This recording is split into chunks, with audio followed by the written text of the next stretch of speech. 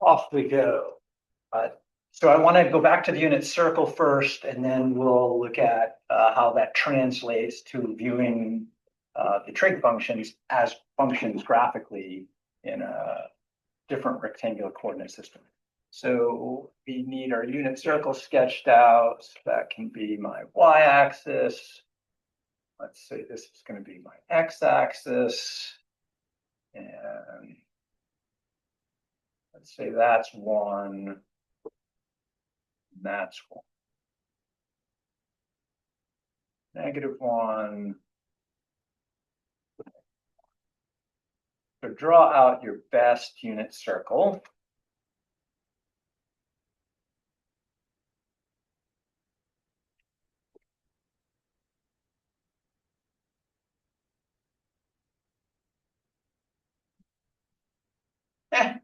Work.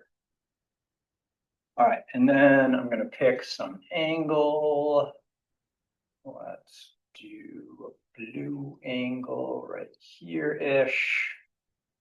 I'm going to go all the way through because I want to talk more than just the first quadrant. So this would be my theta right there. But when I extend that through, I also get some other things, like, for example, if I do a dotted line, if I keep going around and get to the other side of that diameter, part of the angle I just made is theta, but then I went another half rotation, which would be pi radians. So this other angle with the other side of the diameter, we could say that would be theta plus pi. Oops.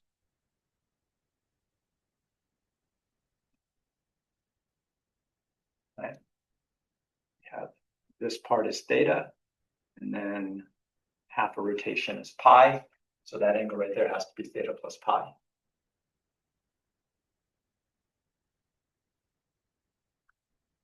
Now, we also have some symmetry in the circle. For example, if we're talking about the sine is related to the y value of that angle. And that y value is part of that point, and it's part of that point over there. So another important radius diameter would be this one here.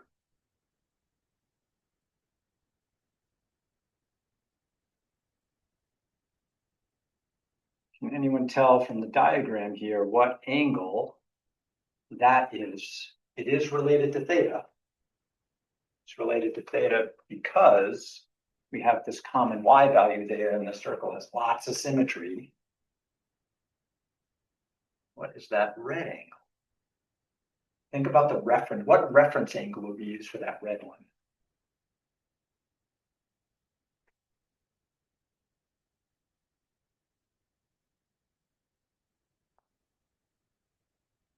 So if I'm considering that radius right there, how is the reference angle related to theta?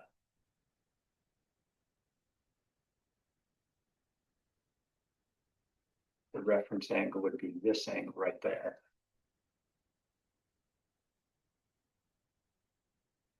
Same as theta. It's theta. Okay. Yeah, it's theta, right? There's little versions of theta all over this picture.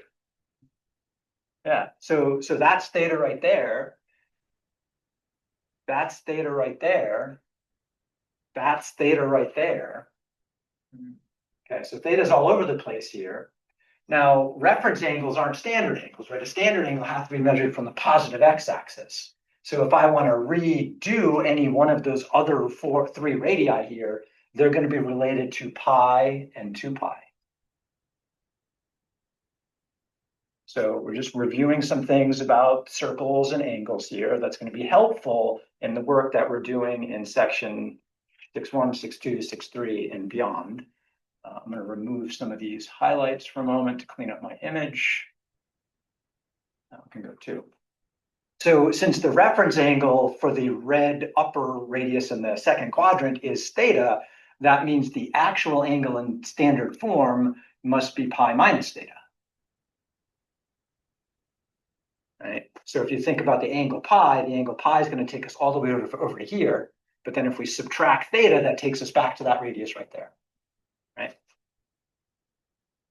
Oops. So we've got a pi plus theta going on here. We've got a pi minus theta over here. Down here in the bottom quadrant, the fourth quadrant, we could say that right there is the angle negative theta. 2 pi minus theta. Yeah, or if we go around all the way that way, we could say the angle is 2 pi minus theta. And then this other blue angle, let's see. Oh, I did name the other blue angle. Okay, so we have all the angles named here in a couple of different ways, or at least two of them are labeled two different ways. But the bottom line is there's a bunch of related radii going on here that share y values, or they share x values. Or what does the tangent tell us in this picture? Sine and cosine tell us about the x and y values. Tangent tells us what?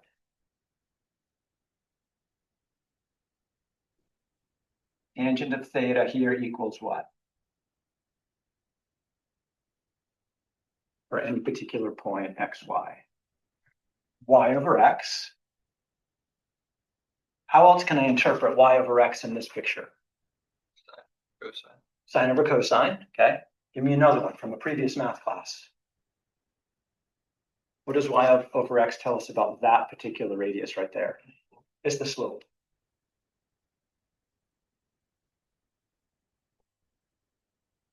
Something to point out about the tangent.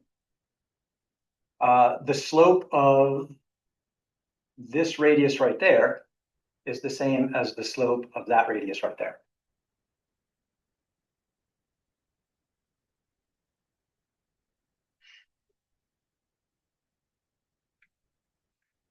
How is it related to this radius right here? How is the slope of the yellow radius highlighted different than the slope of the red highlighted radius? Okay. Not cotangent. It's reflected over the y-axis. It's a reflection over the y-axis, yep. What's the difference in these 2 points here? Yeah, negative y, but sorry, negative x, but not y. So the slope should be opposite. That slope right there is the same as this slope right here. So there's some things I can pull out of this picture that are kind of fun. Like think about comparing the tangent of theta to the tangent of negative theta. Tangent of theta comes from this radius. Tangent of negative theta comes from that radius. Those are opposite slopes.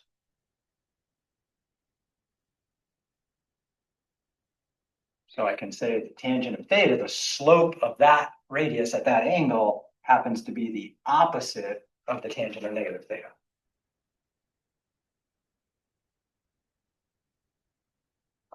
We could rewrite it as the tangent of negative theta equals the opposite of the tangent of theta. Isn't that true too? Right. This slope here is the opposite of that slope there.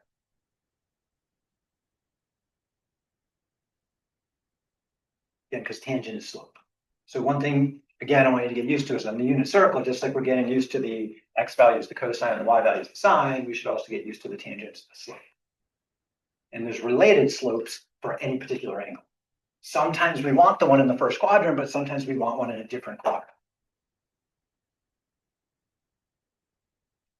Can you give me an angle up here for which the tangent of theta is exactly equal to the tangent of one of the other angles? So tangent of theta is going to be that slope right there. What other angle gives me a matching slope? Theta plus pi. Theta plus pi, yeah. So if we go that theta plus pi, that takes us over here. So they'll have the same one.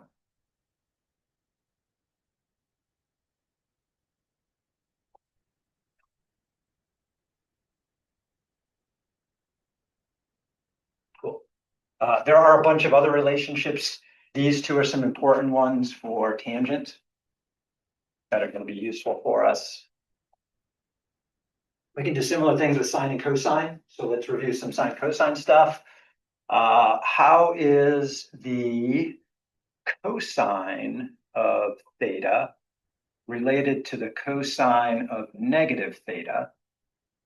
Considering on the unit circle, cosine of an angle is the x value.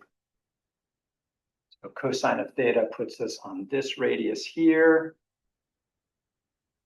Cosine of negative theta puts us on that radius there. How are those x values related?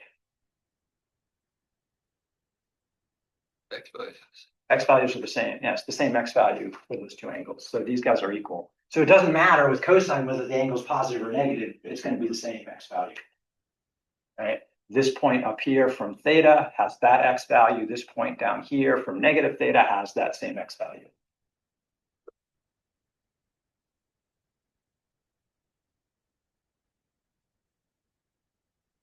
Consider, again, cosine of theta. I want to find another angle besides negative theta that's equal to the cosine of theta. What other angle, starting to get a little messy, what other angle is going to give me the same as cosine of theta? Let's see, it looks like highlighter, this green angle is going to put me at a point that has the same x value.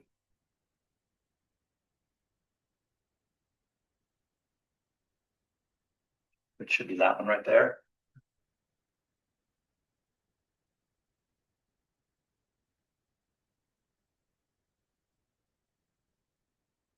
Whenever we relate to trig functions, put equals in between, those are called identities, right? They're exactly equal. So we're just creating some trig identities. So we have some popular ones here. Move a few things from the picture to get rid of some of the mess. Let's see, you can go PD button up here somewhere. Oh, or to do it. Clean it up just a little bit.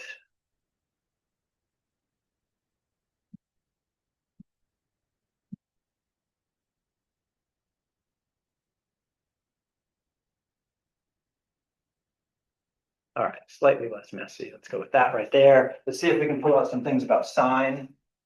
How is the sine of theta related to the sine of negative theta?